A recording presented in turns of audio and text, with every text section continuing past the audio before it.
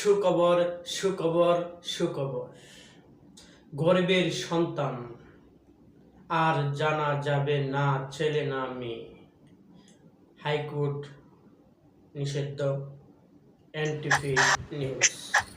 গর্ভের সন্তান ছেলে নাকি মেয়ে তা প্রকাশ করা যাবে না বলে রায় দিয়েছেন হাইকোর্ট। দেশের সকল হাসপাতাল ও ডায়াগনস্টিক সেন্টারকে এ নির্দেশনা মানার নির্দেশও দিয়েছেন আদালত।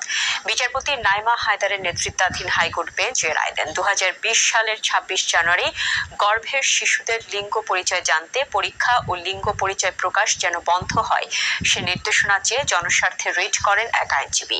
সেই রিটের প্রেক্ষিতে আজ এ রায় দেন হাইকোর্ট। রায়ে আদালত বলেছেন, নির্দেশনা অমান্য করলে নেওয়া হবে কঠোর ব্যবস্থা। এর আগে স্বাস্থ্য অধিদপ্তর এ সংক্রান্ত একটি নীতিমালা প্রণয়ন করে। গর্ভবতী মা এবং শিশু স্বাস্থ্য মারাত্মক ঝুঁকির সম্মুখীন হয়।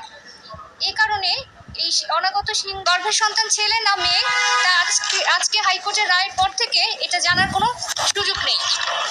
রায়ের আরেকটা অংশে বলা হয়েছে যে স্বাস্থ্য মন্ত্রণালয় অর্থাৎ রেসপন্ডেন্ট নাম্বার 1 এই যে শিশুদের